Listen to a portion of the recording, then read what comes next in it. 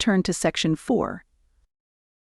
You will hear lecturer talking about circular economy, redefining waste and resource management. First, you have some time to look at question 31 to 40.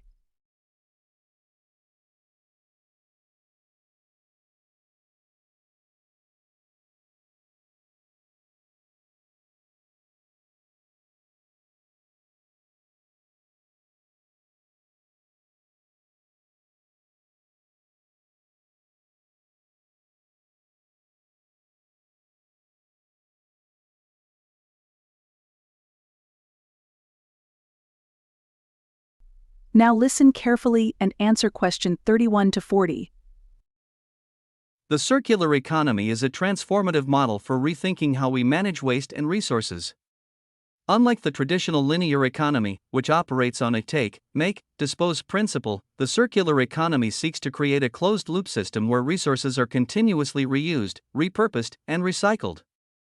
This approach challenges the notion of waste itself by transforming it into a valuable input for new products and processes. One of the key drivers of the circular economy is the growing awareness of the environmental impact of waste. The linear economy's reliance on finite resources and its tendency to generate large amounts of waste contribute to significant environmental degradation. Landfills, ocean pollution, and the depletion of natural resources have raised serious concerns about the sustainability of current consumption patterns. The circular economy aims to address these challenges by designing products with their entire life cycle in mind, from production and use to disposal and regeneration. A central concept in the circular economy is designing out waste. This means that products are engineered to be durable, reparable, and recyclable. For instance, companies are now creating products with modular designs that allow individual parts to be replaced, extending the product's lifespan. Additionally, the circular economy promotes the use of renewable materials and resources, reducing the reliance on raw materials that contribute to environmental harm. Businesses are beginning to adopt circular economy principles not only as a response to environmental challenges but also as a way to reduce costs and create new revenue streams. By recovering and reusing materials, companies can lower their production expenses and avoid the financial burden of waste disposal. For example, many companies in the fashion industry are incorporating recycled fabrics and offering repair services, turning what would have been waste into valuable assets. Consumers also play a pivotal role in the circular economy. Increased demand for sustainable products is pushing businesses to innovate and offer goods that align with circular principles. In turn, this fosters a more responsible consumption culture, where individuals are encouraged to buy products that can be repaired or reused, rather than discarded. In conclusion, the circular economy represents a radical shift in how we think about resources and waste. It redefines waste as a resource and emphasizes sustainability, innovation, and efficiency. By moving away from a linear model, businesses, consumers, and governments can work together to create a more sustainable and resilient economy, ensuring that resources are preserved for future generations. That is the end of section 4. Now, you have half a minute to check your answers.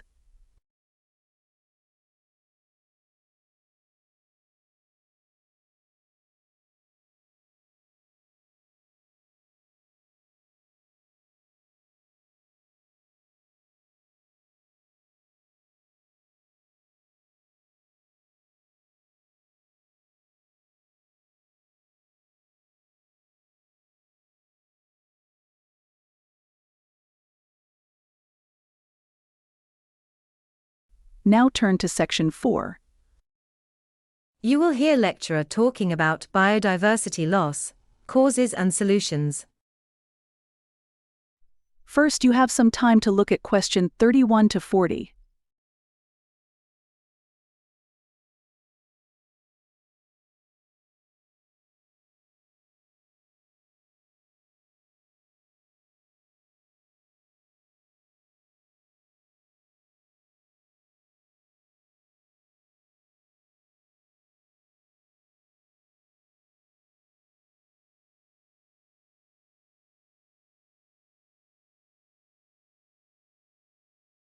Now listen carefully and answer question 31 to 40. Biodiversity loss is one of the most pressing environmental challenges of our time.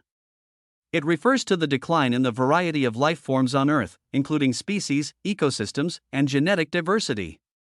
The loss of biodiversity can disrupt ecosystems, weaken natural processes, and threaten human survival, as we depend on these systems for essential resources such as food, water, and medicine. Understanding the causes and finding solutions to this crisis is crucial for maintaining the planet's ecological balance. One of the primary causes of biodiversity loss is habitat destruction.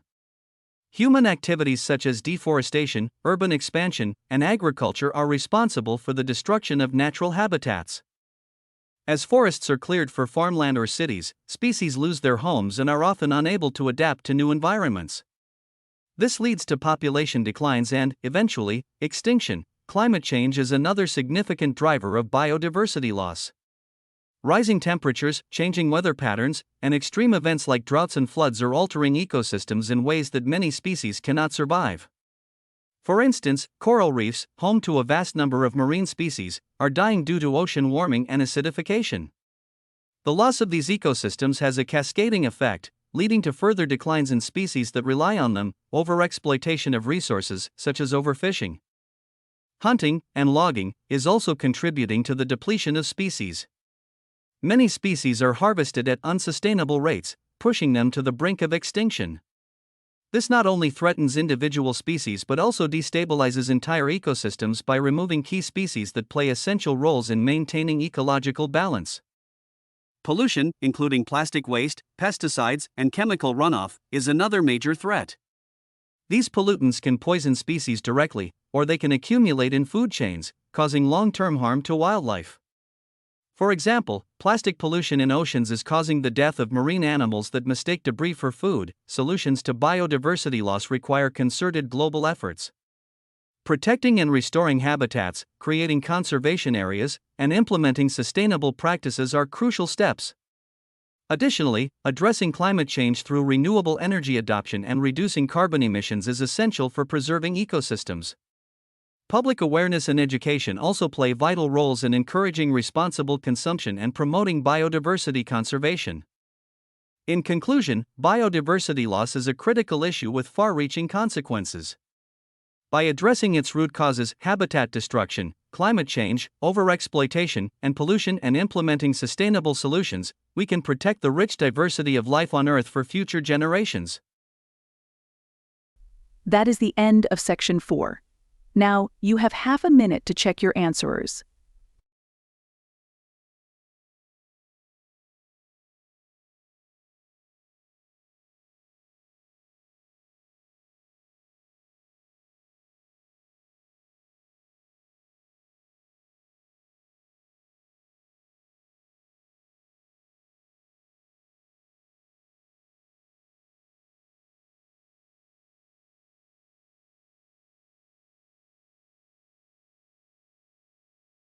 Now turn to Section 4.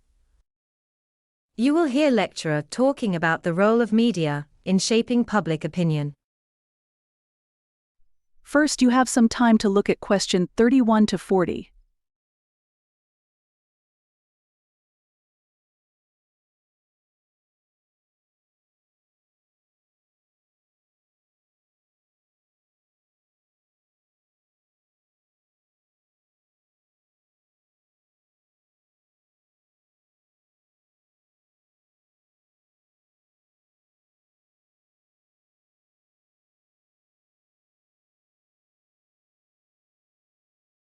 Now listen carefully and answer question 31 to 40.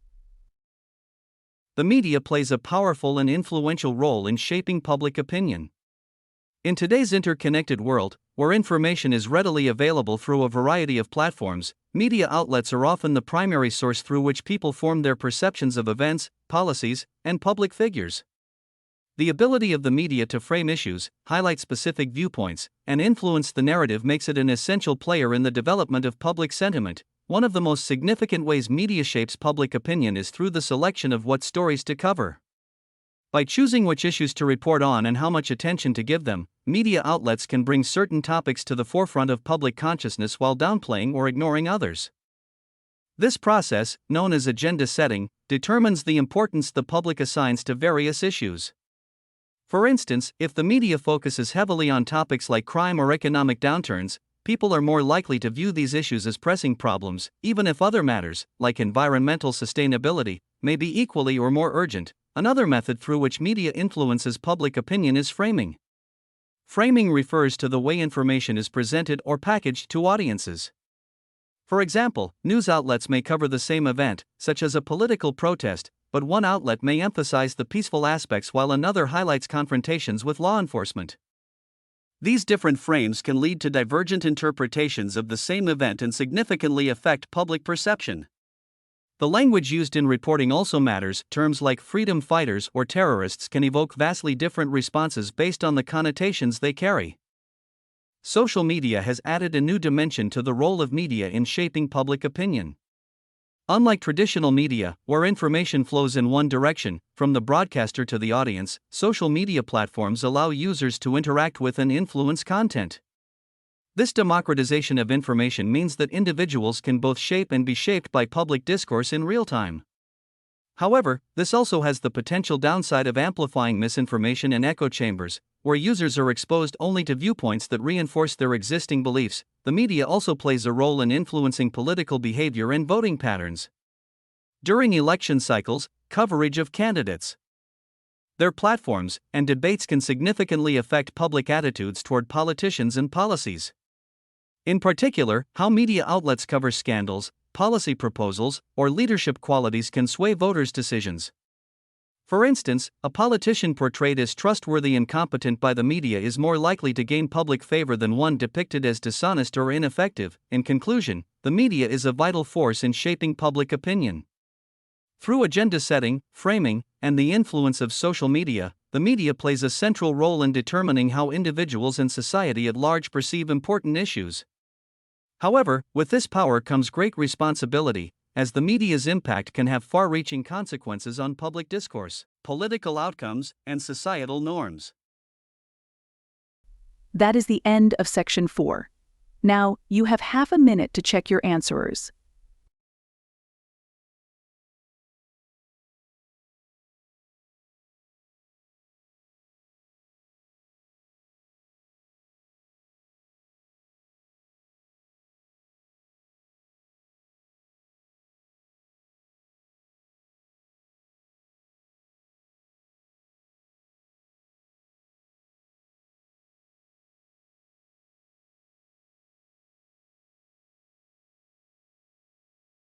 Now turn to Section 4. You will hear lecturer talking about the effects of fast fashion on the global environment. First, you have some time to look at question 31 to 40.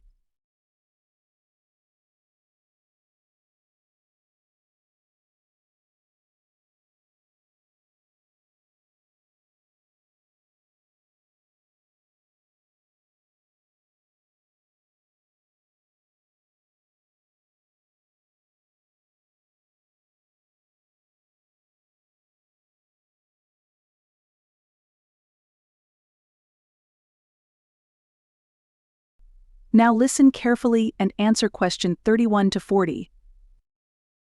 Fast fashion has revolutionized the global apparel industry by making trendy and affordable clothing widely accessible. However, this rapid production and consumption model comes with significant environmental consequences. Fast fashion refers to the practice of quickly producing low-cost clothing to meet consumer demand for the latest trends, often at the expense of sustainability and ethical practices. The environmental toll of this industry has become a growing concern as its impact extends across various aspects of the global ecosystem. One of the most significant environmental effects of fast fashion is the overconsumption of natural resources. The production of textiles, especially cotton and synthetic fibers like polyester, requires vast amounts of water, energy, and raw materials. For example, the water used to produce a single cotton shirt can amount to over 2,700 liters. Moreover, synthetic fibers, which are derived from fossil fuels, contribute to pollution and the depletion of non-renewable resources. Another major issue is the massive amount of waste generated by fast fashion. The industry's rapid production cycle encourages consumers to purchase new clothing frequently and discard old items just as quickly. As a result, millions of tons of clothing end up in landfills each year, with many of these garments made from synthetic materials that can take hundreds of years to decompose. Furthermore, the chemicals and dyes used in clothing production often leach into the soil and waterways, causing long-term environmental damage. Fast fashion also contributes to greenhouse gas emissions, primarily through the transportation of materials and finished products across global supply chains. The carbon footprint of the fashion industry is immense, as clothes are often produced in one part of the world, shipped to another for assembly, and then distributed to consumers around the globe. Additionally, the manufacturing processes involved in creating synthetic fabrics release harmful emissions into the atmosphere, exacerbating climate change. Fortunately, there are potential solutions to mitigate the environmental impact of fast fashion. Promoting sustainable fashion practices, such as using eco-friendly materials, encouraging recycling, and supporting slow fashion, can help reduce the strain on the environment. Consumers also play a role by making conscious choices, such as buying second-hand clothing, investing in higher quality garments, and supporting brands with ethical and sustainable production practices. In conclusion, the fast fashion industry has significant environmental consequences, from resource depletion and waste generation to pollution and carbon emissions. Addressing these challenges requires a shift in both industry practices and consumer behavior to ensure a more sustainable and responsible future for fashion. That is the end of section 4. Now, you have half a minute to check your answers.